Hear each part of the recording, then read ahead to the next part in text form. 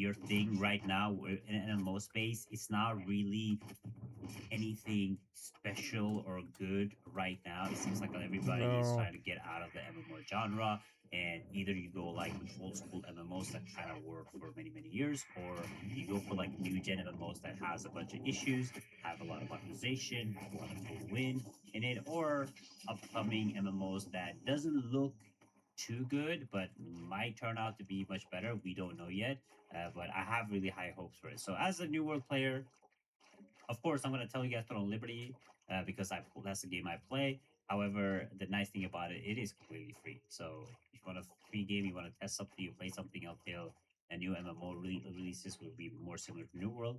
That's definitely a game to play. When it comes to New World itself, this are my predictions, and I'm going to talk about it.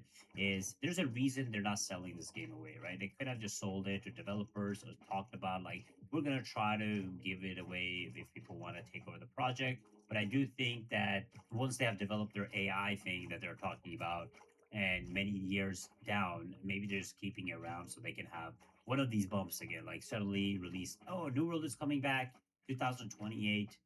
So I think they just want to keep the game on like autopilot, and then maybe in the future, if the AI works out and if things work out, they might come back again in like 2028. This is just pure speculation. That's what I think, because why wouldn't you just like be like, hey, we're gonna try to sell the game away or something like that, so new developers can take over. So I do think they're just gonna keep it on standby, and then in the future probably be like, boom, we got a New World update 2029 and bring back a lot of hype. I mean, it's been working. We can see every time they release expansion, people come back. So maybe they'll try something like that. Who knows? But that is it. Let me know. If you guys swap the game, are you guys going to swap? Which games are you going to be testing out? Which games are you going to be playing? I hope you guys come to the Liberty and check it out. But aside from that, I hope you guys find a new home and a good place to chill with your friends or your guild or your community. I've seen there's a bunch of newer players that made guilds in like World of Warcraft, Guild Wars, and Throne Liberty. So at least you guys are staying with your community and your guild, which is really nice. It's really sad to see what happened to New World. I really enjoy the game. I didn't get to play the new expansion, but now I have all the time in the world to test it out if I want to, right? Thank you so No. much for watching. Check this video right here, No, and you I'll see don't. you guys next time. Bye bye.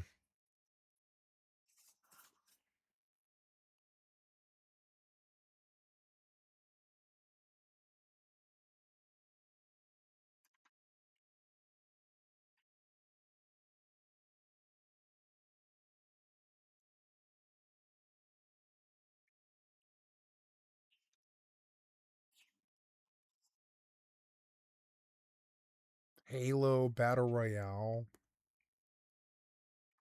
Oh, Halo Infinite. Halo Royale.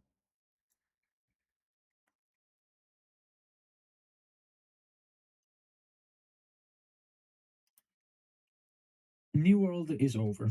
The game that finally list of things that I think are very important to consider when trying some other game that New World really did very well. Combat, builds, PvP and open world PvP, PvE immersion, rename this to PvE instances to be honest, life skills, and graphics slash open world.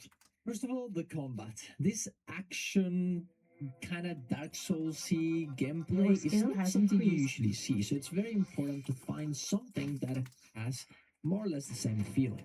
Being able to dodge to evade attacks, block interactively depending on what the boss is Your skill doing, has increased. have a lot of movement to avoid this type of attacks. All these things are super important to feel good about the next game you play. The other thing is the actual perk system, being able to make different builds with different perks, moving around your skills, your attributes, and the gear to make something new is something that is very Zola hard to find Noki. in MMORPG genre because everything is so streamlined.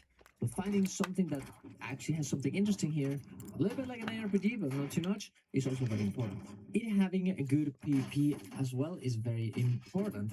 New World is kind of based around PvP, whether that is instances like Arena, Capture the Flag, or OPR, or Open World Wars and Influence Races. This is something that the whole game is made around. The guilds fighting each other to get different rewards is super, super important for a New World player, I think. Of course, this doesn't apply to everyone, but if it does, if you like this part of New World, yeah, this should be important for the next MMO you play.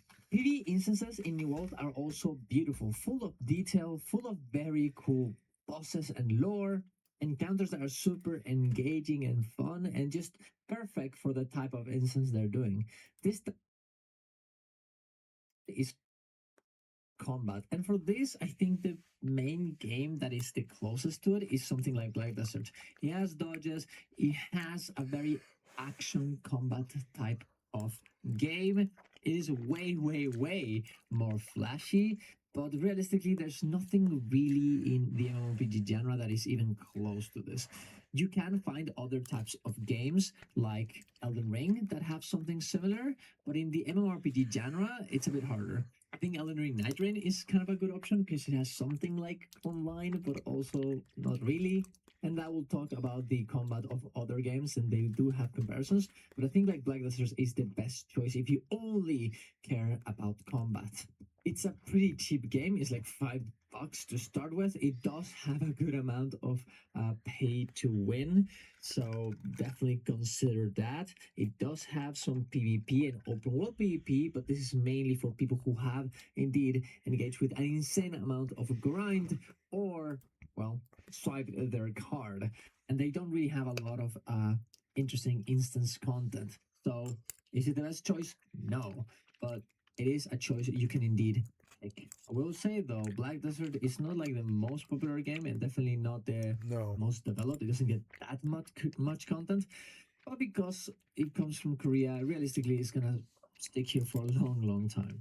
The next game I will recommend, particularly about the build crafting it has, is indeed Soulframe. If you played Warframe, you kind of understand how this game is gonna work, but the difference is that this time it has a very beautiful world as well as some very similar combat to New World sometimes. The big thing I think here though is the progression of the gear, grabbing different perks, putting in a new weapon, picking different types of weapons, different types of, frames, I guess. I forget how they call it in this game, and making different builds with them, grinding gear to make the build that you want work. It is very fun and it is very interesting in a way that not a lot of other MMORPGs have. The combat also feels pretty similar sometimes. You have dodging, you have blocking, right? You have parrying. Different weapons have different types of gameplay, like daggers, a shield, great swords, long swords, whatever. So all of this stuff is very, very cool. I don't think they have great swords right now, but I'm pretty sure they're coming. Regardless, the game is absolutely beautiful, absolutely stunning. The gameplay is kind of similar. The only thing that I would have to say that maybe it's not the best is the fact that some of the actual encounters, the bosses don't feel the best sometimes. The open world is very built of very cool stuff, a lot of puzzles, just like in New World. But I do have to say that this game is not really an MMORPG, it's an MMO light, just like Warframe is. A lot of instances, you're gonna play with only around 5 people most of the time. So even though it's very, very cool, it is important to take this into account. If you want to try this game, it's on alpha right now. It's a pretty good alpha, and there's a few ways to getting a key to get in. I leave in the description down below a video I did to get all the chances of getting a key as soon as you can. But essentially, follow the Twitch from Soulframe and watch their live streams. You'll get a key when you watch it. In terms of PvP/open world PvP games, we don't have that many choices. I think the best one probably would be Elder Scrolls Online. They have open world PvP. They have a lot of build crafting as well inside of their game, and they have a good amount of focus in PvP instance as well. That being said, even though the combat is not the worst, it's definitely not the best. Not by a long shot. And it's also important to understand that even though they do have content, they do have updates, and they do have open world PvP and all this other stuff, it is a game that is kind of dying in some ways. or at the very least, it's very uncertain what's going to happen with the game. Some people say that it's going to be better than ever, and some people think it's going to die. A few months ago, they got insane layoffs, making their other MMORPG they were Oh working no. on cancelled, just like New World and well, Lord of the Rings MMO. They got a very similar situation Ugh. happening here. And even though the game director left for ESO, someone replaced it and started talking about how they want ESO to be here for a long time, 30 years plus. So whether you believe him or do you think that this is actually just PR talk to not make people quit, that is going to be your decision to be made. I have a few videos on it, so you can definitely check them out in my channel. Guild Wars 2 just also released a big expansion with new elite specs, few new maps with insane amount of exploration, but also this game has a lot of open world PvP and PvP as well. The open world PvP is the most popular one. I would not say that the PvP instance content is the most played, but everybody is playing the game right now in a big way. If you haven't tried this out before, it is free, and yeah, sure, the combat doesn't really get close in any way to the to the New World combat, on the fact that you also have weapon swaps and the weapons have different abilities. But Guild Wars 2 is a little bit like a jack of all trades in this case. Everything that New World does very, very well, Guild Wars 2 also does okay. The build crafting in New World, I personally think, is better, but Guild Wars 2 does have that too. The open world PvP in New World, I think it's better, but Guild Wars 2 also has this. The instance content, I think New World does way better, but Guild Wars 2 also has a little bit of this. The graphics are okay, New Worlds are better. The only thing that I would say that Guild Wars 2 does better is the open world PvE. The amount of secrets that these expansions have had is insane. The exploration is beautiful. Every map has like 3, maybe sometimes even 4 jumping puzzles just to do, and it's just filled of secrets, puzzles. It's Maybe the everything that you healing's saw in Night good. Haven doing the story. There's like 50 million things like this in Guild Wars 2. It's important to note though that there's a lot of rumors about Guild Wars Doesn't- 3 happening, and there's a possibility that we might have to move from Guild Wars 2 to Guild Wars 3. And even though this is not I think Guild Wars confirmed, 1 I is also more don't my want you vibe. guys putting your whole heart into a game that maybe will have this happen without you noticing that it is indeed a possibility. Is it a great choice? Yeah, in some ways it's one of the best ones, but it's not for everyone, and you should be knowing what you're getting into. Current Liberty is also an option if you want it. It has a very similar Your skill open has world increased. PvP to Guild Wars 2, and well, obviously to I think the pumpkin New rolled World as downhill and well. now it's But it is totally a game way that, down here. has been falling off throughout this last year, and it is indeed a pay-to-win fiesta. So, yeah, you can play it. Yeah, you can try it. It is free. There's nothing really that you're losing by trying it, but it is something to consider. For PvE instance, immersion and encounters, I think it's a bit harder to pick, but it's not for everyone, and you should be knowing what you're. Everything that you saw in Night Haven doing the story, there's like 50 million things like this in Guild Wars 2. It's important to note though that there's a lot of rumors about Guild Wars 3 happening, and there's a possibility that we might have to move from Guild Wars 2 to Guild Wars 3. And even though this is not confirmed, I also don't want you guys putting your whole heart into a game that maybe will have this happen without you noticing that it is indeed a possibility. Is it a great choice? Yeah, in some ways it's one of the best ones, but it's not for everyone, and you should be knowing what you're getting into. Current Liberty is also an option if you want it. It has a very similar open world PvP to Guild Wars 2, and well, obviously to New World as well. But it is a game that has been falling off throughout this the last year, and it is indeed a pay-to-win fiesta. So yeah, you can play it. Yeah, you can try it. It is free. There's nothing really that you're losing by trying it, but it is something to consider. For PvE instance, immersion and encounters, I think it's a bit harder to pick one. I don't think there's anything really like what New World has in this regard. I was thinking that Monster Hunter is kind of like an okay option. The encounters are pretty fun. The monsters that you kill and the way that you kill them are pretty cool. Dodging, blocking, having a combat system that is very action driven, just like New World. while also not being super spammy, right? It's very, very reactive. I think it's just not a horrible option, especially considering the amount of builds that you can do in these systems. Monster Hunter has an insane amount of different type of gear you can pick and combine to make your build work. Depending on the type of weapon and the type of perks you get, they're called skills in this game. You can create whatever you want. So, yeah, it's not really an MMORPG, but it has a lot of cool things about that are similar to MMORPGs. It's a MMO light in some ways. Is it perfect to New World? No, but it's definitely a choice you can pick. It doesn't have any PvP though, but don't get me wrong, this game will never. Neither ever did New die, World. as the Monster Hunter franchise is absolutely insane. I will say though, if you want to play this, you probably need a very good computer, as the performance has been an issue since the start, and it has gotten better, but it's still there. I do think I have to talk about the two big ones as well, WoW and Final Fantasy XIV. These games do have a little bit of everything, but they never scream New World to me. The only thing that I think they do have in common is the encounter design and instance content.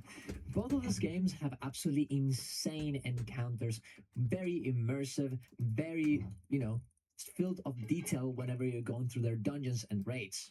Every mechanic inside of all this type of content is super immersive, is super intricate with different ways of dealing with it. And yeah, it's not really games that look like New World at all. But if you that's what you want, feeling immersed in a dungeon and feeling pressure to do well in these dungeons, this might not be the worst pick for you. Especially considering that at least World of Warcraft has been trying to move off of a lot of the things that people consider bad about it, like add-ons and, the UI looking horrible. Maybe they will be able to make the game feel like what they show in the trailers, with what they're trying to accomplish. So, hey, definitely you can take a look from time to time to see if they arrive at something you personally like. And for life skills, I think we only have one option here, and that is old school RuneScape and RuneScape 3.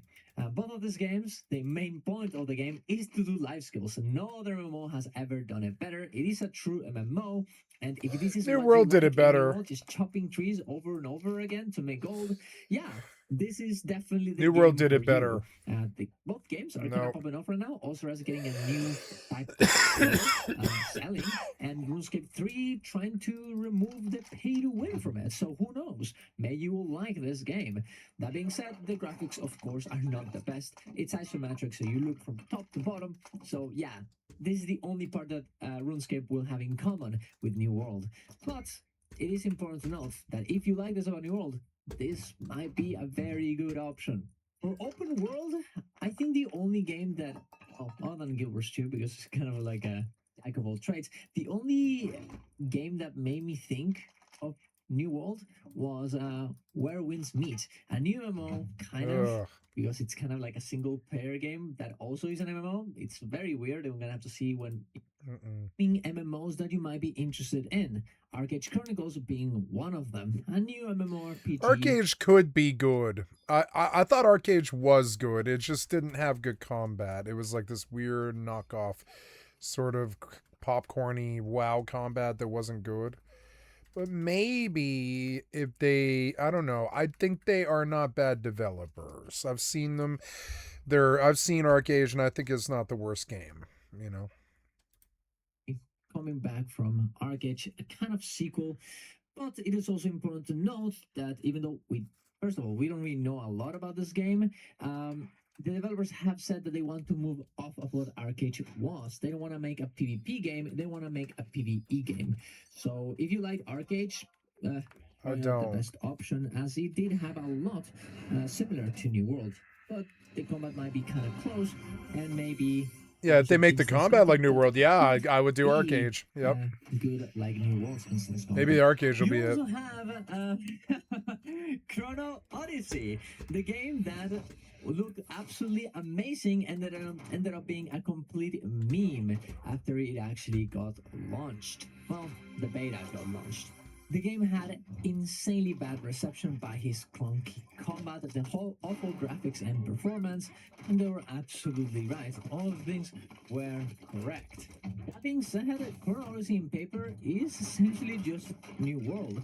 Open world content, open world PvP, very similar combat in a lot of ways, and they have promised that the game won't be pay to win. It is a Korean MMO, so who knows if that will actually Yeah, happen. right. And honestly, maybe I'm just crazy and I have too much hope. But the main developer, the game director of this game, just he tweets so much I and like talks this so guy. I much think he's a about good all guy. the issues of the game and how they want to fix it that I have nothing but respect for him trying to make the game that he wants and not giving up on it.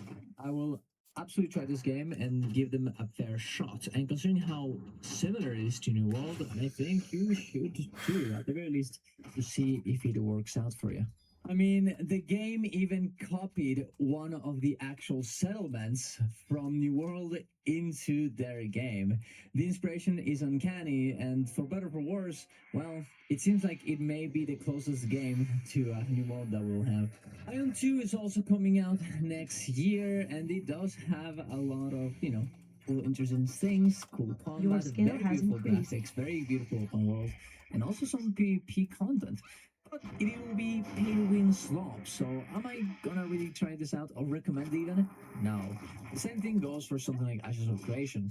On paper, it should be a perfect game for MMORPG enjoyers like us, but it is such a complete development disaster that I would never ever recommend this game. If it ever comes out, haha, maybe, but yeah, just play something else. And there you go. Hopefully this helped you. I want this video to be a good place for people to share their ideas about what other MMOs they can try out.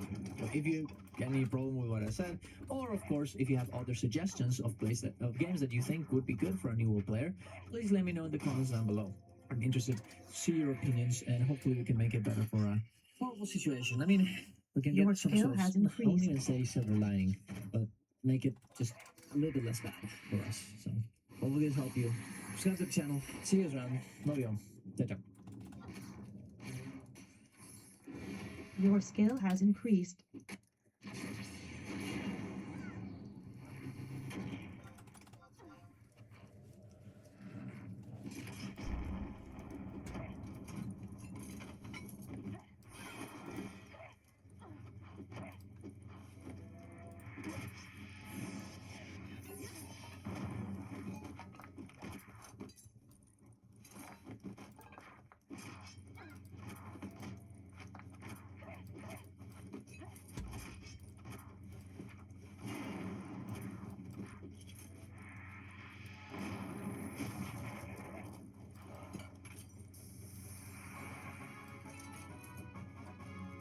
Nice, I'm level 67, yay!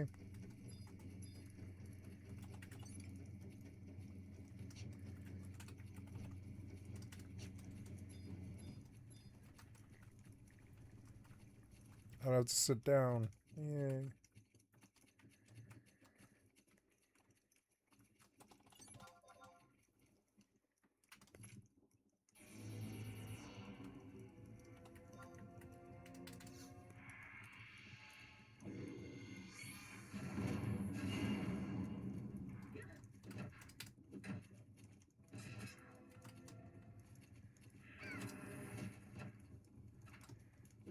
Your skill has increased.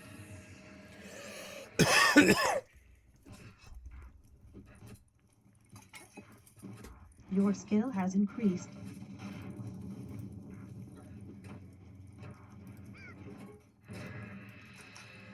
Your skill has increased.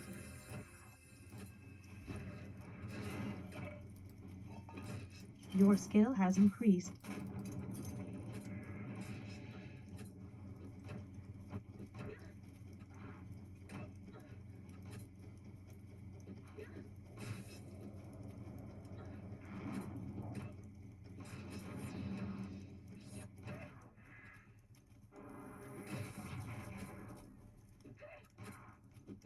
Your skill has increased.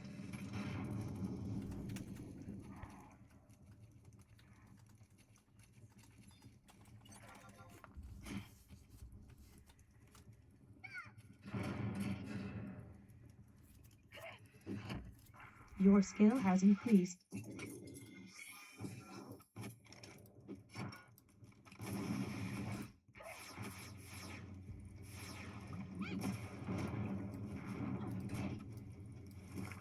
Oops. Your skill has increased.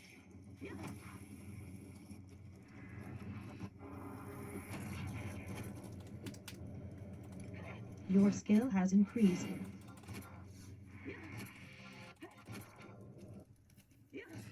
Your skill has increased. Put my headphones in here.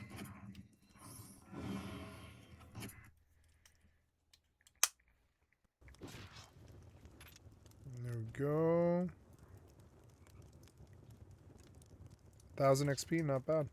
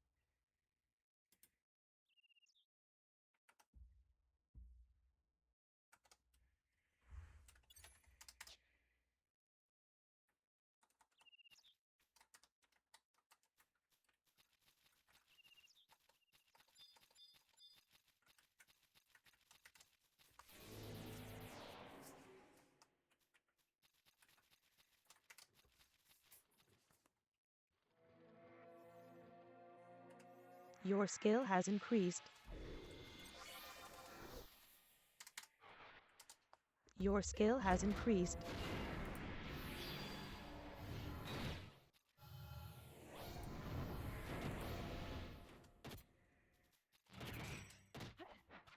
Your skill has increased.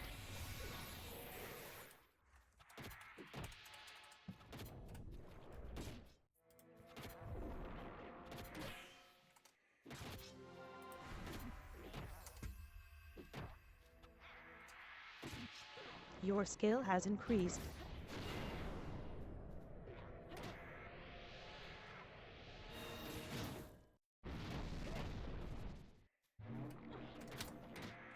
Slap me.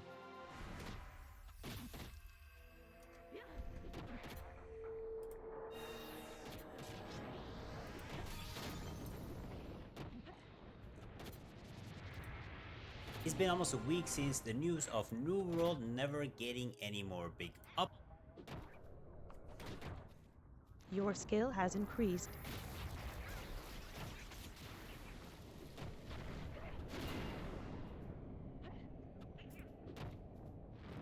You got the guys that are like, oh, where are the NPCs? Where's the quest that's gonna tell me what to do, where to go? Like, there's no city. Then you have these giga chads that said, you know what? Thank you for the canvas.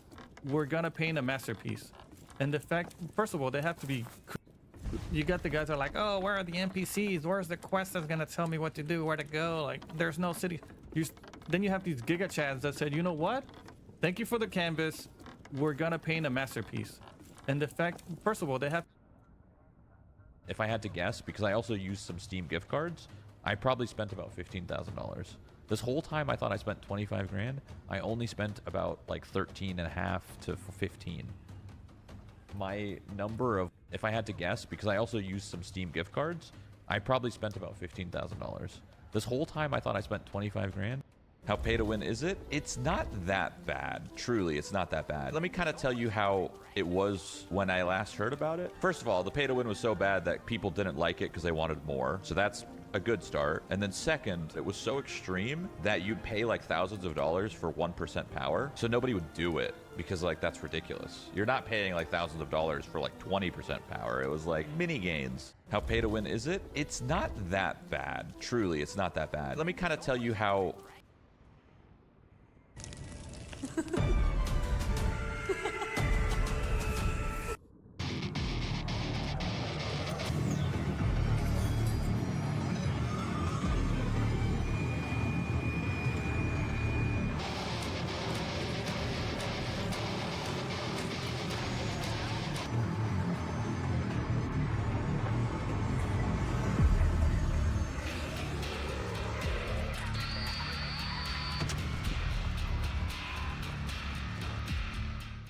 Yeah, it's good.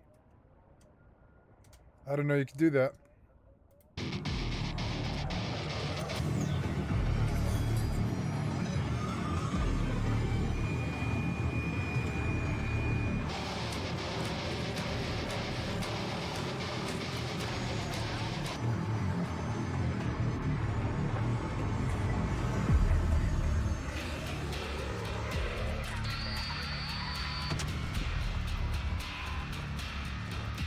That's one of the more beautiful things I've seen in Joshua gaming. Rosenberg.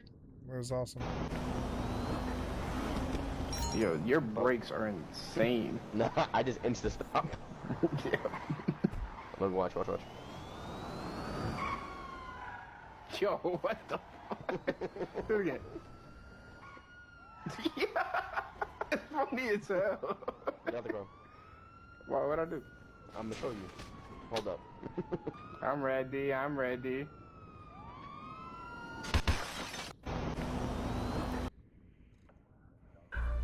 That's all it is, Miles. A leap of faith.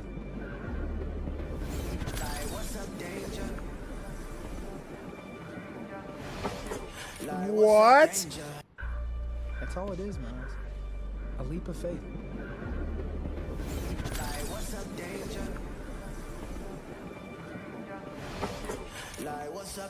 Wait, yeah, except it doesn't speak well for the game. Lego car 98K prototype. my god, this stupid ass fucking bro-coded shit. Nope. Stupid ass things got me stuck in fucking Shorts land. Get me out of it. Oh no.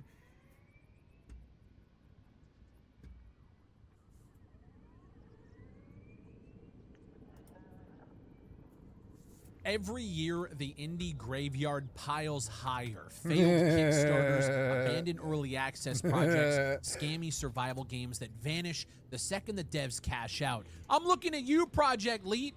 Where the f did y'all go? Every once in a while, a project crawls out of that neon rubble and makes you stop and go, wait, what the f is this?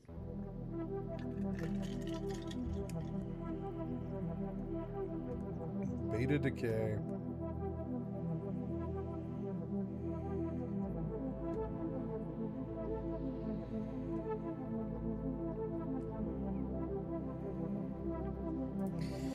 Nope, it's totally bro-coded. Oh my god. Why do you guys think everything should be fucking aliens? Why?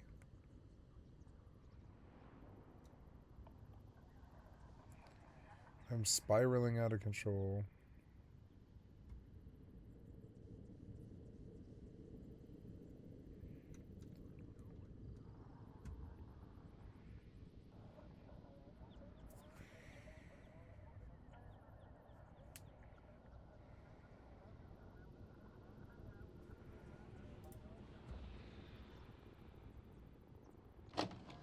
You're watching Northern Crimes. Oops. In 1990, David Lynch and Mark Frost created a fictional town called Twin Peaks, a place where darkness lurked beneath small-town charm. They filmed their surreal murder mystery in Snoqualmie in North Bend, Washington, drawn to what Lynch described as the region's, quote, slight air of menace. Lynch and Frost thought they were creating fiction. They had no idea how prophetic their work would prove to be. Between late 1998 and early 1999, the real Snoqualmie Valley was gripped by mounting dread. Students at Mount Si High School were dying, first in car accidents, then in ways that defied comprehension. One local student captured the growing terror. It feels like I'm just losing everybody. Our town has never experienced anything like this. It's like, who's next? 2 weeks before the most horrific crime in the valley's history, a family dog brought home part of a human hand. It was an omen of the violence to come. On March 6th, 1999, on the same road where Lynch filmed his fictional welcome sign, reality would prove far more terrifying than any television drama. This is Northern Crimes.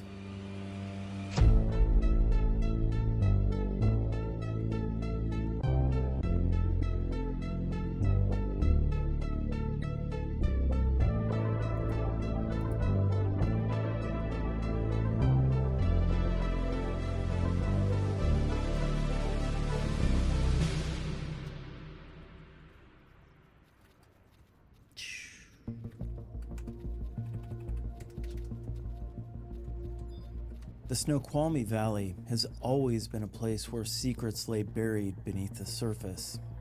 Impenetrable forests and remote logging roads have attracted those seeking solitude, both innocent and otherwise. For decades, the area served as what investigators grimly called a body disposal site. When Lynch and Frost arrived in 1989, they found something remarkable. As Frost later recalled, they'd already written their pilot when a friend suggested Snoqualmie. We drove out there and literally found the place that we'd written already existing. It was a really weird moment of synchronicity. The show's success brought tourists seeking quirky charm and dramatic beauty, but the valley's appeal masked a darker reality. The most notorious killer to use the area was Gary Ridgway, the Green River Killer. Between the early 1980s and 2003, Ridgway buried multiple victims around Snoqualmie and North Bend. In September 2003, investigators found April Dawn Buttram's remains, a 17-year-old who disappeared 20 years earlier. By late 1998, these tragedies seemed like distant memories to students at Mount Si High School. Your skill But has that November, increased. their sense of security began to crumble. On November 7th, Your 15-year-old skill Dane has Rempfer increased. was struck and killed by a hit-and-run driver. The enthusiastic freshman who loved baseball and soccer was gone in an instant. Your And just skill over has 2 weeks increased. later, another tragedy struck. David Sapanik, an 18-year-old senior and star athlete, lost control of his car on North Bend Way in the early morning hours of November 23rd. His vehicle slammed into a tree, and he died hours later at Harborview Medical Center. The disciplined wrestler and football player, whose Polish immigrant parents embodied the American dream, was dead. Mount Si High brought in extra counselors to help 1,100 students process their grief. The entire student body had been touched by tragedy, but the worst was yet to come.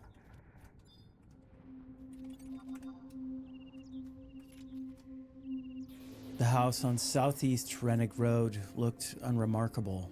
Your A skill caramel-colored has increased. ranch where Annika Baldwin, 37, had raised her 3 daughters for 10 years. Your skill has increased. Salome Holly, 18, dreamed of becoming an oceanographer. Amanda, Your skill 15, has was known increased. for her humor and flamboyant personality.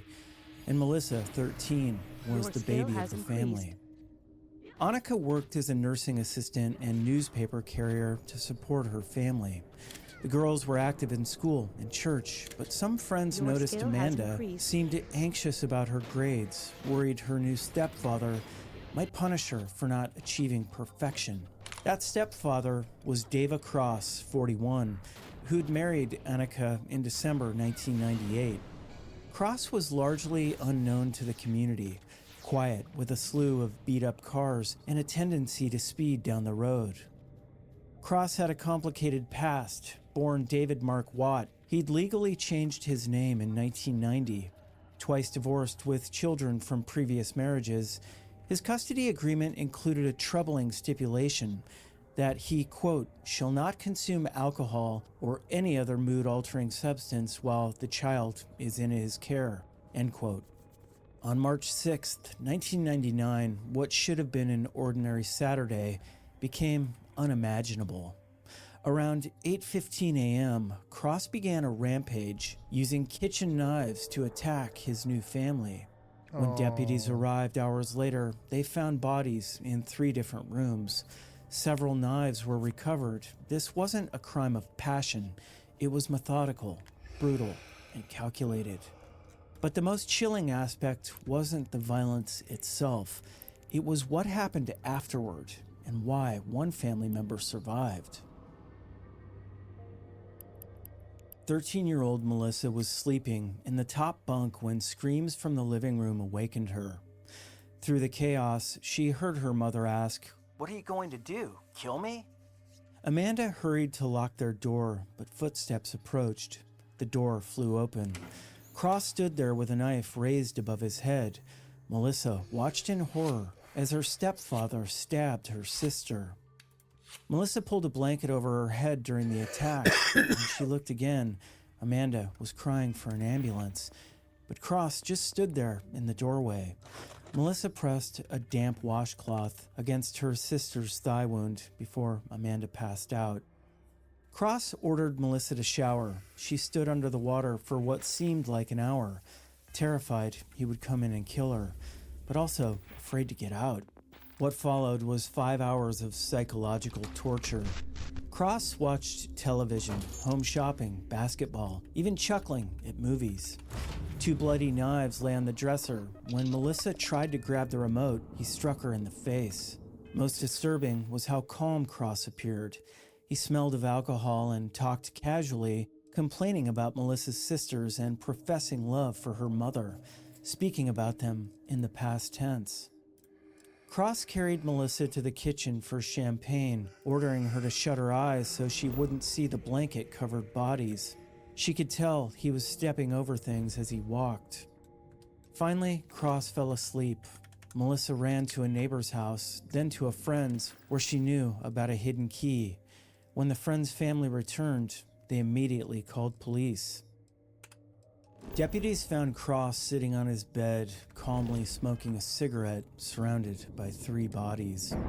The haunting question, why had Cross spared Melissa? He'd methodically killed 3 family members and held her captive for 5 hours. Yet he let her live to become the key witness against him.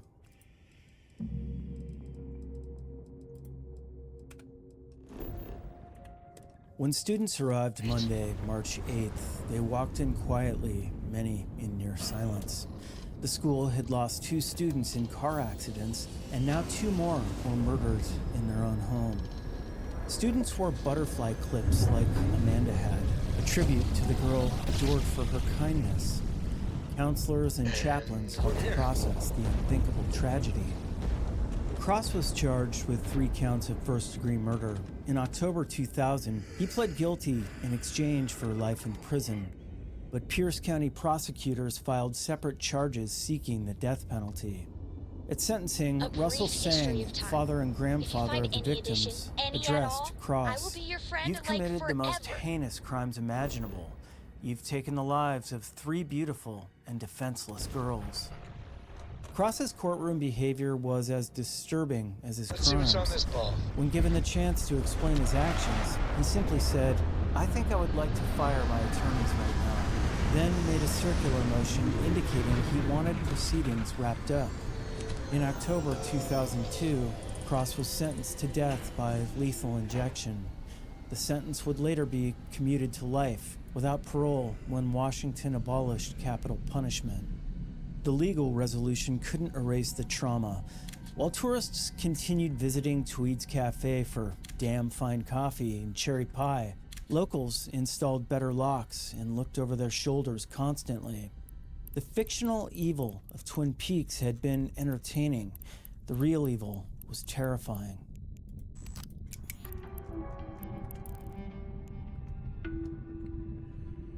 "15 years after the Cross murders, the Valley thought it had moved past its darkest chapter.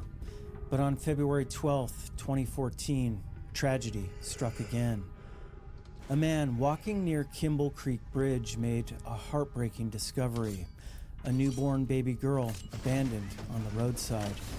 Her umbilical cord was still attached, wrapped in a Target bath towel and chickpea burping cloth. The King County Sheriff's Office launched an investigation into baby Kimball Doe. Despite extensive efforts, including releasing photos of the distinctive towels and offering rewards, no one came forward.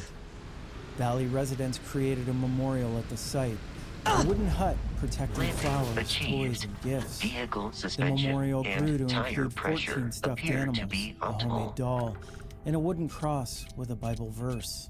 But even this act of remembrance became a target. The memorial was repeatedly vandalized, thrown down the hillside. Someone left a note claiming they didn't want to be reminded of death on their commute. Yet each time it was destroyed, community members rebuilt it. "The Snoqualmie Valley doesn't forget stuff like that," said one volunteer. The memorial's targeting was particularly cruel, given that other roadside memorials, including David Sepanic's, remained untouched. In 2023, baby Kimball's NamUs profile was quietly removed, indicating she'd been identified.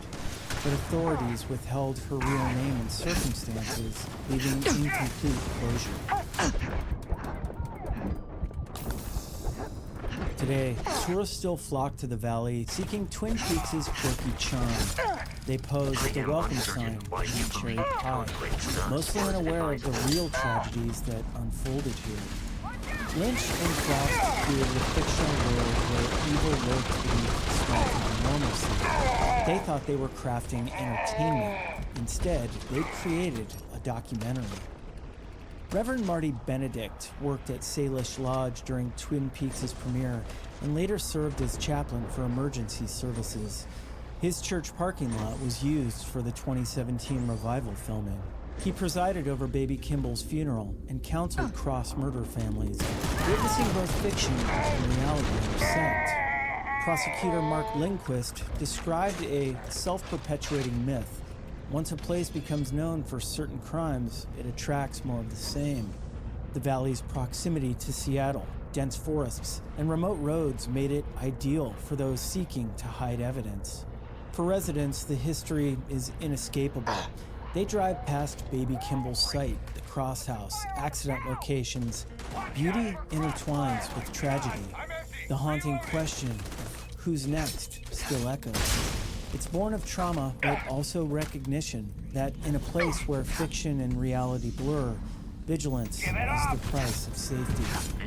The Skycatlive Valley is a place of beauty and darkness. The forest that witnessed Ridgway's crimes, the Cross Massacre, and countless tragedies continue growing. New trees rise where old ones fell, but secrets remain buried, some of them deeply. Scattered memorials remind us that behind every statistic is a human story. Dane Rempfer, who loved baseball. David Zepanik, the disciplined athlete. Annika Baldwin, the hardworking mother. Salome Holly, the aspiring oceanographer. Amanda Baldwin, who made everyone laugh. And baby Kimball, who never had a chance. Melissa Baldwin carries the weight of that terrible night, but also the strength that allowed her to escape. Her courage ensured justice and that her family's story would be told. Lynch's fictional Sheriff Truman once said, "There's a sort of evil out there, something very strange in these old woods. Call it what you want, darkness, presence." Whether that darkness is supernatural or human remains an open question. What's certain is the valley's story continues. New families seek the American dream. New students attend Mount Si High. New visitors seek Twin Peaks' charm. And somewhere in those woods, in shadows between trees, the valley holds on to the unknown. Some secrets have been revealed through investigation and tragedy. Others remain hidden, waiting for the right moment to emerge. The Snoqualmie Valley remembers its victims, honors its survivors, and watches the forest for what might emerge from the shadows. In a place where fiction became reality, where evil wore ordinary faces, the story continues.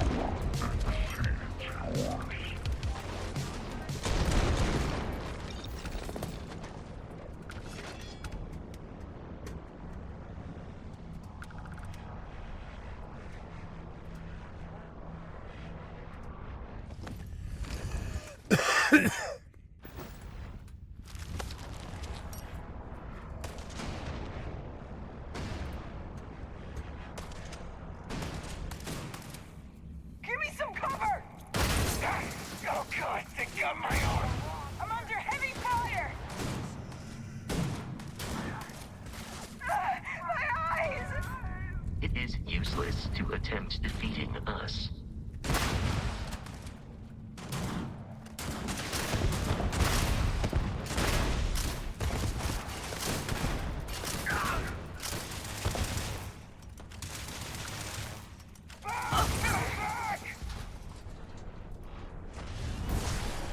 You will be easily defeated.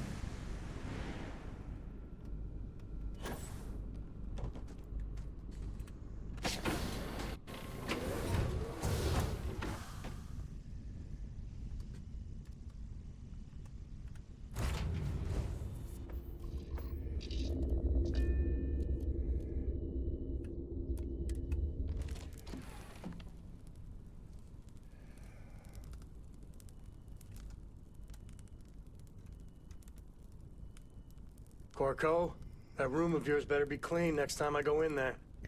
I'll get to it, Dad. I promise. You're watching Northern This ain't Crime. my getting around to it, Tone. Understand? Eastern Washington is a place of striking beauty. Vast open plains, rolling hills, and quiet small towns scattered across the landscape. But behind the tranquility of this less populated region lies a darker side, where a series of chilling mysteries remain unsolved.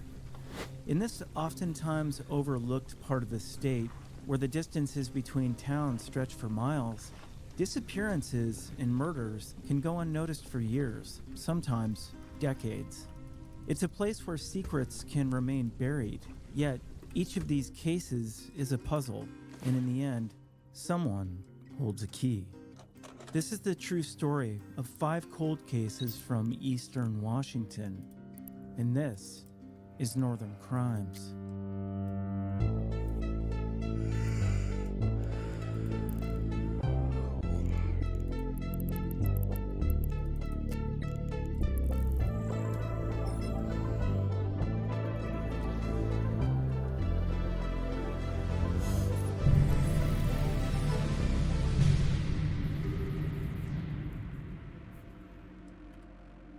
Your skill has increased.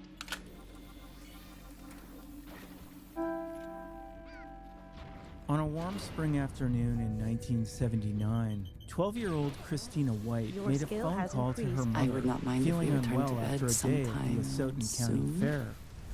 What seemed like an ordinary moment quickly turned into a nightmare.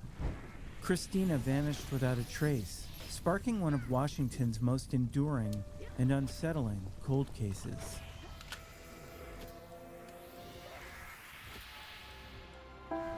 Christina White was just a typical 12-year-old girl living in Asotin, Washington, a small town just 5 miles from Clarkston. She was known as a bright and happy child, always spending time with her friends. On April 28, 1979, during the Asotin County Fair, Christina mysteriously disappeared, leaving her family in the town searching for answers that, unfortunately, would never come.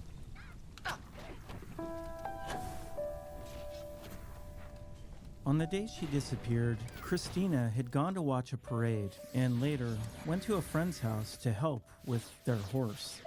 After becoming overheated in the hot sun, she called her mother to let her know she wasn't feeling well. Her mother, Betty Eminger, told her to rest for a bit and then meet her at a nearby street corner. But Christina never made it to that corner. In fact, no one has seen her since. She was riding a 10-speed bicycle and wearing a tan and pink striped shirt, blue jeans, and red tennis shoes. Her bike, like Christina, was never found, leaving investigators with nothing to go on.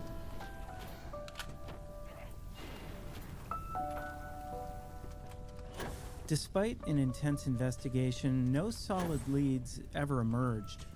The only clue came a year later, when some of Christina's school papers were discovered near a horse pasture rented by her friend's mother. The papers were found in pristine condition, raising even more questions about how they ended up there. Patricia Brennan, the mother of Christina's friend, and her boyfriend, Lance Jeffrey Voss, were linked to the house Christina was last seen at, but no charges were ever filed. Voss remains a person of interest in this case, though no direct evidence has been found to implicate him. Okay, before I dive into another video, guys, it's 2 in the morning and I'm tired. I walked 5 miles today, or 6 miles today, and it's been a long day, kind of a tough day, and I'm gonna go. Love you guys. Thank you so much for your time. I will see you here tomorrow morning, and thank you so much. I'm gonna go walk for 5 miles in the morning, and then I'll be on to play some games. I love you guys. Thank you so much for your time. Just a reminder, you've been watching Skycatlive. I'm a full-time variety gamer all day, every day. Put me on in the background. Click on the cast face to donate. Come to the Twitch or the YouTube. Give me a like, sub, or a follow.